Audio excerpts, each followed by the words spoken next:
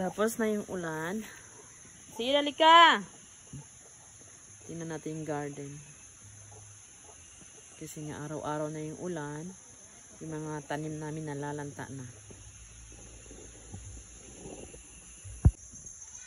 Hi! Ingay mga bata sa baba. Check lang yung aking mga pananim. Ito.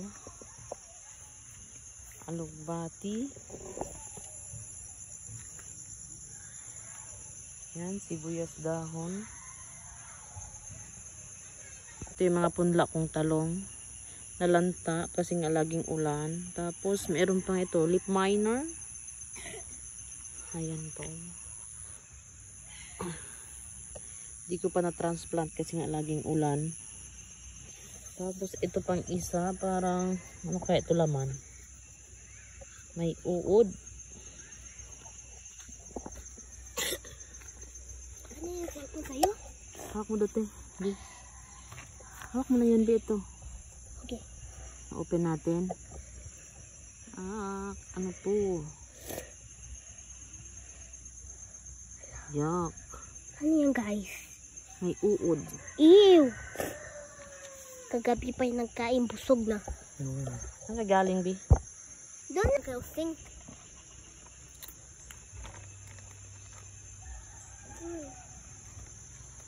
Kijid. Ni Ate Kid. Ito yung aming tanglad. Hanggang dun sa dulo. Parang ano, ginawang bakod ni Wilhelm. Kasi siya ang nagtanim hanggang dun sa dulo. Tapos sa gitna yung mga gulay.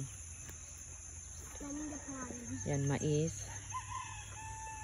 Tapos dito yung sibuyas dahon. Tapos may alugbati.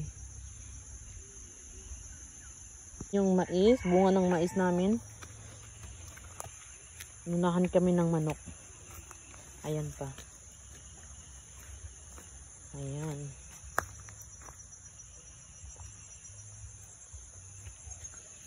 Hindi lumaki yung tubo. Hanggang ganyan lang.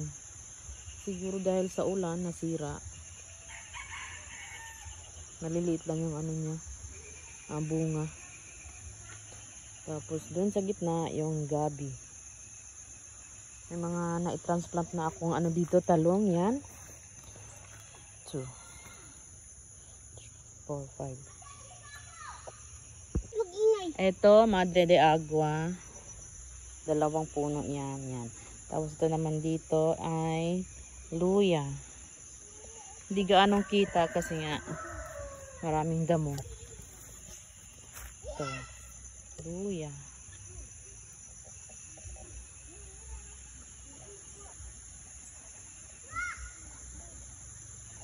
Kailangan pang tanggalan ng damo. Kasi kaparehas na yung tubo ng damo at yung luya. Doon na, uwi na tayo. Uwi na. Chid, uwi na, Chid. Te! Kapatid mo, te! Huwag apak yung yung gulay. Ayan huwag apakan, te. Dali. Nola, alis. Alis, Nola.